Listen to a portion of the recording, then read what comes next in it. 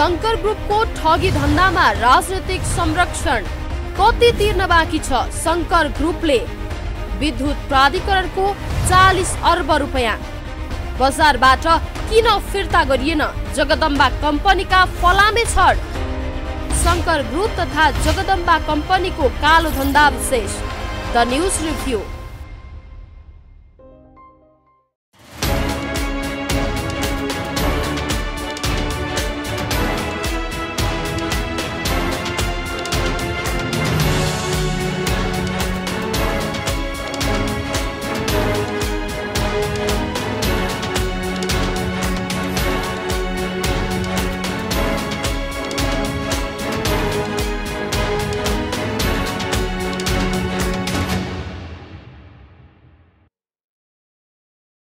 नमस्कार, खास न्यूजको बहुकोणीय चिरफार गर्ने कार्यक्रम द न्यूज रिभ्यूको आजको अङ्कमा स्वागत छ। म रिचा दाहाल। दर्शकवृन्द, ठगहरूले राजनीतिक संरक्षण पाएका कारण नेपाल विद्युत प्राधिकरणले करिब 40 अर्ब रुपियाँ महसुल उठाउन सकिरहेको छैन। विद्युत प्राधिकरणलाई महसुल नबुझाउने मध्ये अधिकांश व्यापारिक घरानाका छन्। प्राधिकरणहरूको उठ्न बाँकी 40 अर्ब रुपियाँ मध्ये आधाभन्दा बढी विभिन्न औद्योगिक घरानाहरूको छ। त्यसमध्ये पनि सबैभन्दा बढी रकम तिर्न बाँकी साहिल अग्रवाल र सुलभ अग्रवालको स्वामित्वमा रहेको शंकर ग्रुप तथा जगदम्बा फलामे छड कम्पनीको छ। तर शंकर ग्रुपले राजनीतिक पहुँच प्रयोग गरेर प्राधिकरणलाई अरबौं रुपियाँ महसुल नतिर्ने प्रपञ्च गरिरहेको छ, जसका कारण अन्य औद्योगिक प्रतिष्ठानहरूले पनि बक्यौता तिर्न आनाकानी गरिरहेका छन्। यति मात्र होइन, शंकर ग्रुपबाट सञ्चालित जगदम्बा कम्पनीले उत्पादन गरेका फलामे छडहरू गुणस्तरहीन भएको प्रमाणित भइसकेको छ। यस छडलाई बजारबाट तत्काल फिर्ता गर्न संसदीय समितिले दिएको निर्देशन समेत पालना नभएको पाइएको छ। गुणस्तरहीन छड उत्पादन तथा बिक्री गरे बापत शंकर ग्रुपका प्रबन्ध निर्देशक साहिल अग्रवाल र अर्का सञ्चालक सुलभ अग्रवाललाई बेला मौकामा प्रहरीले पक्राउ गर्ने गरेको छ। तर राजनीतिक पहुँच तथा खुस्याहा वकिलहरूलाई प्रयोग गरी उहाँहरूले मज्जाले सार्वजनिक जीवन बिताइरहनु भएको छ। शंकर ग्रुपले नेपाल विद्युत प्राधिकरणलाई कसरी ठगिरहेको छ? गुणस्तरहीन फलामे छड प्रयोग गरेर उपभोक्तालाई कसरी मारमा पारिरहेको छ? जगदम्बा छड प्रयोग गरेर बनाइएका भौतिक संरचनाहरू के कति जोखिममा छन्? जगदम्बा छड निर्माणका लागि कच्चा पदार्थ आयात गर्दा के कसरी राजस्व अपचलन गरिएको छ? यी र यस्ता तमाम प्रश्नहरूले अनेक रहस्य बोकेका छन्। दर्शकवृन्द, आजको द न्यूज रिभ्यूमा प्रस्तुत छ यिनै प्रश्नहरूको सेरोफेरोमा रहेर हाम्रा सहकर्मी बिन्दुकान्त घिमिरेले तयार गरेको टिप्पणी। शंकर ग्रुपको ठगी धन्दामा राजनीतिक संरक्षण कति तिर्न बाँकी छ? शंकर ग्रुपले विद्युत प्राधिकरणको 40 अर्ब रुपैयाँ बजारबाट किन फिर्ता गरिएन? जगदम्बा कम्पनीका फलामे छड। शंकर ग्रुप तथा जगदम्बा कम्पनीको कालो धन्दा विशेष। The news review. महालेखा परीक्षकको 60औं वार्षिक प्रतिवेदन 2079 अनुसार नेपाल विद्युत प्राधिकरणले विद्युत महसुलको बक्यौता बापत 40 अर्ब 12 करोड रुपियाँ उठाउन बाँकी छ। प्राधिकरणको विद्युत महसुलको बक्यौता अघिल्लो आर्थिक वर्षको तुलनामा 10-15% वृद्धि भएको छ। प्रतिवेदन अनुसार कुल बक्यौता रकम मध्ये 67 उद्योगी व्यवसायीले तिर्नुपर्ने 49.72% रहेको छ। महालेखा परीक्षकको 60औं वार्षिक प्रतिवेदन 2079 अनुसार प्राधिकरणले उठाउनुपर्ने विद्युत महसुलको बक्यौता मध्ये ट्रङ्क तथा डेडिकेटेड लाइन मार्फतको 67 उद्योगी व्यवसायीबाट मात्रै 19 अर्ब 95 करोड रुपियाँ रहेको छ। तर ठगहरूले राजनीतिक संरक्षण पाएका कारण प्राधिकरणले ट्रङ्क तथा डेडिकेटेड लाइन मार्फत बिजुली लिएका 67 उद्योगी व्यवसायीबाट 19 अर्ब 95 करोड रुपियाँ रकम असुल उपर गर्न सकिरहेको छैन। विद्युत प्राधिकरणले 2072 साउनदेखि 2077 जेठसम्मको अवधिमा ट्रङ्क लाइन तथा डेडिकेटेड फिडरबाट बक्यौताको जरिमाना सहित 20 अर्ब भन्दा धेरै रकम उठाउन बाँकी छ। विद्युत प्राधिकरणले पटक पटक सार्वजनिक सूचना जारी गरेर ट्रङ्क लाइन र डेडिकेटेड फिडरबाट विद्युत उपभोग गरेर बक्यौता तिर्न आलटाल गर्दै आइरहेका उद्योगी व्यवसायीहरूलाई 15 दिनभित्रै जरिमाना सहितको 20 अर्ब बक्यौता रकम भुक्तानी गर्न ताकेता गर्दै आएको छ। सर्वसाधारणहरूले महसुल तिर्न केही महिना ढिला हुनासाथ प्राधिकरणले लाइन काटिदिन्छ। तर शङ्कर ग्रुप लगायत केही औद्योगिक घरानाले वर्षौंदेखि अरबौं रुपियाँ महसुल तिरेका छैनन्। यति हुँदा पनि उनीहरूमाथि कारबाही त परे जाओस्, लाइन समेत काटिएको छैन। प्रधानमन्त्री पुष्पकमल दाहालले मौखिक निर्देशनमा पछिल्लो पटक गत भदौ 17 गते विद्युत प्राधिकरणले बक्यौता भुक्तानीका लागि 15 दिने सूचना जारी गरेको थियो।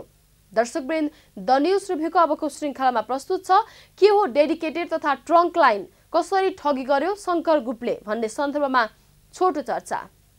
जुन बेला आम नागरिक 18 घण्टासम्म लोड सेटिङको मारमा थिए त्यो बेला पनि केही उद्योगहरूले अस्पताल सरह 24 घण्टा बिजुलीको सुविधा पाएका थिए। त्यति बेला केही उद्योगहरूले प्रचलित महसुल भन्दा 65% बढी महसुल तिर्ने शर्तमा 24 घण्टा बिजुली उपभोग गरेका थिए। त्यति बेला सरकारले उद्योगहरूलाई बिजुलीको महसुल प्रति युनिट 8 रुपैयाँ निर्धारण गरेको थियो। लोड सेटिङका बेला थर्मल प्लान्ट मार्फत विद्युत उत्पादन गर्दा प्रति युनिट 25 रुपैयाँ लागत पर्ने देखियो।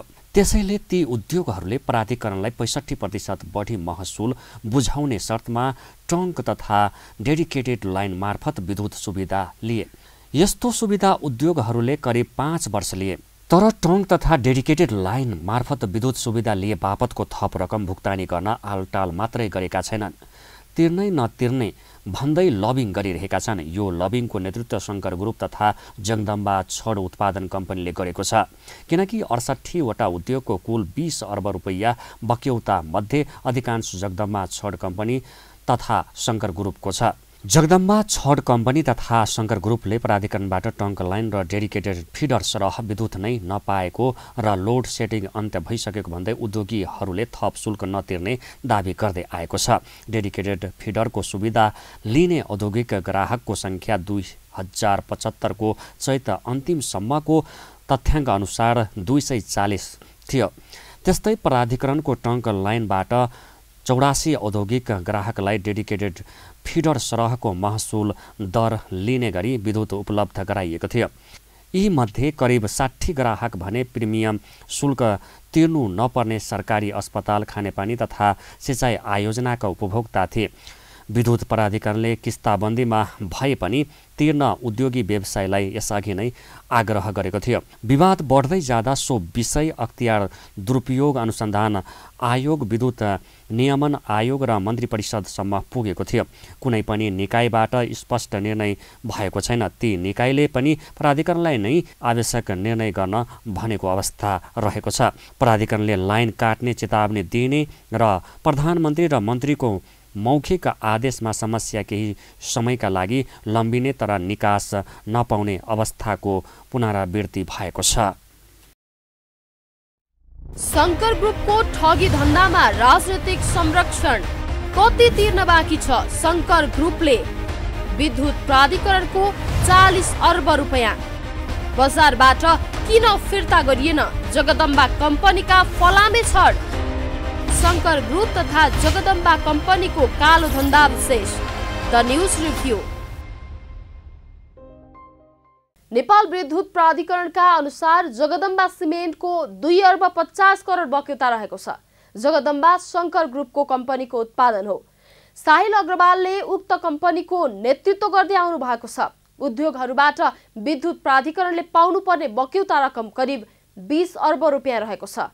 बढी सेवा सुविधा लिएर पनि विद्युत महसुल तिर्न अटेरी गरिरहेका यस्ता कम्पनी मार्फत बक्यौता असुल गर्न प्राधिकरण सर्वोच्च अदालत जान लागेको छ। बारा जिल्लामा सञ्चालित 5 उद्योगले मात्र प्राधिकरणलाई 4.5 अर्ब रुपियाँ महसुल तिर्न बाँकी छ। बारा जिल्लामा फलामे छड उत्पादन गर्दै आएका 4वटा company Ashok steel, Hulas steel, Hama iron, Jagdamba steel र सूर्य नेपाल चुरोट कारखानाले मात्रै 4 अर्ब बढी विद्युत महसुल तिर्न बाँकी छ। ती कम्पनीहरूले प्राधिकरणलाई बक्यौता तिर्न नपर्ने भन्दै उच्च अदालत जनकपुरमा मुद्दा दायर गरेका छन्।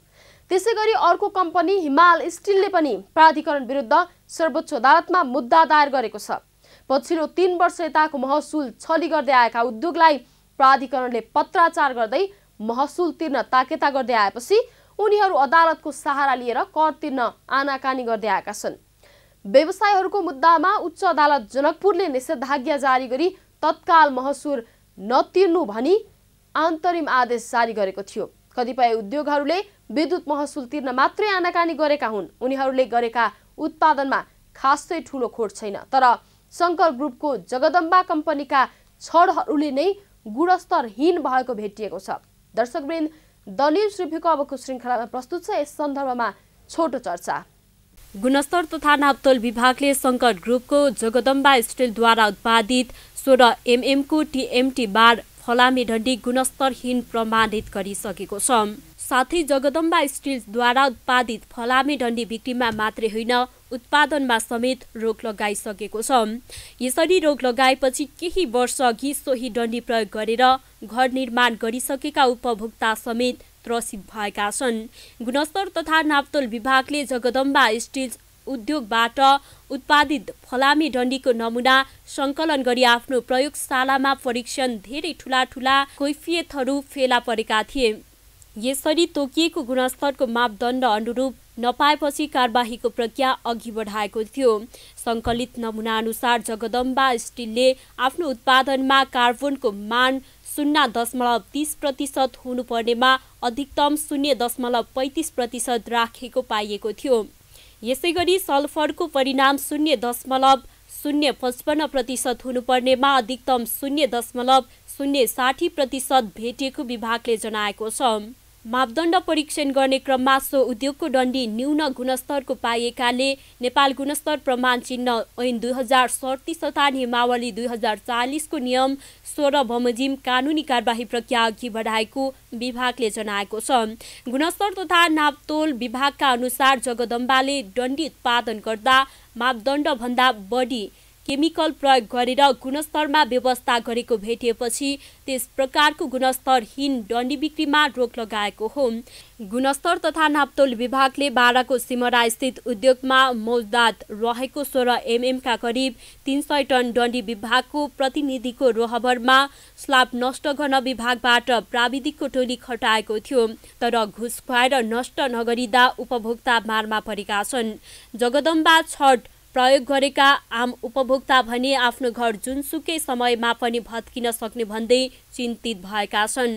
शङ्कर ग्रुपद्वारा उत्पादित जगदम्बा ब्रान्डका गुणस्तरहीन फलामे डन्डी प्रयोग गरेर घर बनाएका सर्वसाधारण आफ्नो घर जुनसुकै समयमा पनि भत्किन सक्ने भएकाले चिन्तित भएका छन्।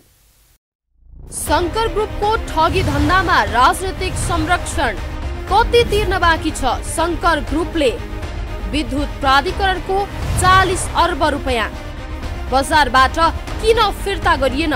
जगदम्बा कम्पनीका फलामे छड। शङ्कर ग्रुप तथा जगदम्बा कम्पनीको कालो धन्दा विशेष। The news review. गुणस्तर तथा नापतोल विभागका अनुसार परीक्षणको क्रममा जगदम्बा स्टिलको फलामे डन्डीमा केमिकलको मात्रा धेरै पाइएको छ। सल्फर, कार्बनको मात्रा बढी हुँदा रङ कडा बन्छ। रङमा डक्टिलिटी, नरमपना वा तन्कने शक्ति कम हुँदा बङ्ग्याउँदा भाँचिन्छ, जसका कारण जगदम्बाले बजारमा पठाएका फलामे डन्डी प्रयोग गरेर घर निर्माण गरेका उपभोक्ता समेत थप चिन्तित भएका हुन्। उदाहरणका लागि काठमाडौँ महानगरपालिका 16 खरीबोट बोहरेटारका श्रीकृष्ण भट्टराईले घर निर्माण गर्दा जगदम्बा स्टिलको 16 MA को डन्डी भाँचिएको फेला परेको थियो। सो डन्डी गुणस्तरहीन भएको भन्दै घरधनी भट्टराईले गुणस्तर परीक्षण, क्षतिपूर्ति र कारबाही माग गर्दै निवेदन दिएपछि विभागले परीक्षण गरेको थियो। अनुसन्धानको क्रममा फलामे डन्डी उत्पादन गर्न उच्च गुणस्तरको ब्लेड प्रयोग गर्न पर्नेमा जगदम्बाले कबाडी मार्फत सङ्कलन गरेका टुक्रा पगालेर ब्लेड बनाई प्रयोग गर्दै आएको पाइएको छ। जगदम्बाले गुणस्तरमा यस्तो लापरवाही भेटिएपछि अन्य उपभोक्ताको हितका लागि यस्तो कमसल डन्डी बिक्रीमा रोक लगाउनु पर्ने अवस्था आएको विभागले जनाएको छ। यसअघि पनि जगदम्बा स्टिलका उत्पादनमा धेरै पटक प्रश्न उठेको थियो। समस्या आएका ठाउँमा सो कम्पनीले आफ्ना प्रतिनिधि पठाएर सम्झौता गर्दै आएको पाइएको छ। जगदम्बा डन्डी प्रयोग गरेर निर्माण गरिएका घर लगायत भौतिक पूर्वाधार कमजोर देखिए सुरक्षाका लागि बिमा गरिदिने र थप केही दुर्घटना भए जिम्मेवारी लिने गरी उपभोक्तासँग उसले सम्झौता गर्दै आएको थियो। यसअघि जगदम्बाको डन्डी प्रयोग गरेर बनाइएका अन्य 100 घरको पनि यसरी नै बिमा र लाइफ ग्यारेन्टीको सम्झौता गर्न सक्छ भन्ने प्रश्न समेत सर्वत्र उठ्न थालेको छ। आखिर कति घोटाला गरेको होला त शंकर ग्रुपको जगदम्बाले? दर्शकवृन्द, द न्यूज रिभ्यूको अबको श्रृङ्खलामा प्रस्तुत छ यसै सन्दर्भमा छोटो चर्चा। जगदम्बा उद्योगले टुक्रादेखि खिया लागेर काम नलाग्ने कबाडी फलाम समेत सङ्कलन र प्रशोधन गरी नयाँ छड बनाउने गरेकाले यस्तो समस्या आएको तथ्य गुणस्तर तथा नापतौल विभागले फेला पारेको छ। जगदम्बाले थोत्रा फलाम पगाल्न भट्टी बनाएको छ। उच्च तापक्रममा फलामका थोत्रा समान पगालेर लिक्विड आइरन बनाइन्छ। क्रमशः तापक्रम घटाएर फलामको ब्लेड बनाइन्छ, त्यसलाई रड बनाउन प्रयोग गरिन्छ। यस्तो कबाडी फलाम पगालेर बनाइने रडभन्दा प्राइमरी ब्लेडबाट बनाइएको रड गुणस्तरीय हुन्छ। प्राइमरी ब्लेडभन्दा सेकेन्डरी ब्लेड प्रयोग गर्दा लागत कम पर्छ। अधिकांश उद्योगमा प्राइमरी ब्लेड र सेकेन्डरी ब्लेड प्रयोग गर्ने गरिन्छ। प्राइमरी ब्लेडमा खानीबाट ल्याइएको कच्चा पदार्थलाई पहिलो पटक प्रयोगमा ल्याइएको हुन्छ। सेकेन्डरी ब्लेडमा खेर जाने खालका कबाडी फलाम रिसाइकल गरेर ब्लेड बनाई प्रयोग गरिन्छ। अहिले शंकर ग्रुपको जगदम्बा उद्योगले कबाडी ब्लेडबाट बनाइएकाले छड गुणस्तरीयहीन पाइएको हो। हरेक मानिस आफ्नो जिन्दगीभरको कमाई लगानी गरेर घर बनाउन लाग्दा गुणस्तरीय सामान प्रयोग गर्न चाहन्छन्। अझ घरको मेरुदण्ड भनेको घरमा प्रयोग हुने फलामे छड नै हो, जसले घरलाई मात्रै होइन सो घरमा बस्नेलाई पनि जुनसुकै विपत्तिबाट बचाउन सक्छ। तर त्यही मेरुदण्ड कमजोर भयो भने मानिसले निकै तनाव भोग्नु पर्दछ। हो, त्यस्तै तनाव अहिले जगदम्बा स्टिलका छड प्रयोग गर्ने आम उपभोक्ताले भोग्नु परिरहेको छ। शंकर ग्रुपको ठगी धन्दामा राजनीतिक संरक्षण कति तिर्न बाँकी छ? शंकर ग्रुपले विद्युत प्राधिकरणको 40 अर्ब रुपैयाँ बजारबाट किन फिर्ता गरिएन? जगदम्बा कम्पनीका फलामे छड। शंकर ग्रुप तथा जगदम्बा कम्पनीको कालो धन्दा विशेष। The news review. नापतोल तथा गुणस्तर विभागले मात्र होइन, सम्पत्ति शुद्धिकरण अनुसन्धान विभागले पनि शंकर ग्रुप मार्फत सञ्चालित सम्पूर्ण लगानीका कम्पनीमाथिको छानबिन प्रक्रियालाई तीव्रता दिएको छ। तर राजनीतिक पहुँचका कारण सम्पत्ति शुद्धिकरणको कारबाही प्रक्रियाले भने तदारुकता लिन सकेको छैन। शंकर ग्रुपले सर्वसाधारणदेखि लिएर ठूला ठूला विकास निर्माणका काममा समेत जगदम्बाका गुणस्तरहीन डन्डी बिक्री गरेको प्रमाणित भएपछि अख्तियार दुरुपयोग अनुसन्धान आयोगले समेत यस प्रकरणलाई गम्भीर चासोको रूपमा लिएको छ। अख्तियारले शंकर ग्रुपको ठगी धन्दामाथि छानबिन गरिरहेको गुणस्तर तथा नापतोल विभाग र सम्पत्ति शुद्धिकरण अनुसन्धान विभागको छानबिन कार्यमाथि समेत निगरानी गरिरहेको छ। अख्तियार स्रोतका अनुसार यस्तो अवस्थामा सरकारी निकाय र शंकर ग्रुपबीच मिलेमतो भएको पाइएमा अख्तियार आफैले छानबिन गर्नेछ। तर शंकर ग्रुपको राजनीतिक तथा न्यायिक क्षेत्रमा भएको पहुँच कम डर लाग्दो छैन। उदाहरणका लागि कोरोना कालको लकडाउनका बेला थर्मल गर्नको कालोबजारी गर्दै गर्दा शंकर ग्रुपका सञ्चालक सुलभ अग्रवाल रङ्गेहात पक्राउ पर्नु भएको थियो। तर हतार हतार धरौटी राखेर काठमाडौँ जिल्ला अदालतबाट उहाँ छुट्नु भयो। जिल्ला अदालतबाट छुटे लगतै सम्पत्ति शुद्धिकरण अनुसन्धान विभागले पक्राउ गरी केही समय नियन्त्रणमा लियो। तर राजनीतिक तथा अदालती पहुँच प्रयोग गरेर धरौटीमा रिहा हुनुभयो। हाम्रो मुलुक कंगाल भएको यस्तै हरकतका कारण हो। देशको कुल राजस्वले कर्मचारी समेत पाल्न नसक्ने अवस्था सृजना हुनुमा शंकर ग्रुपको धन्दा एउटा उदाहरण हो।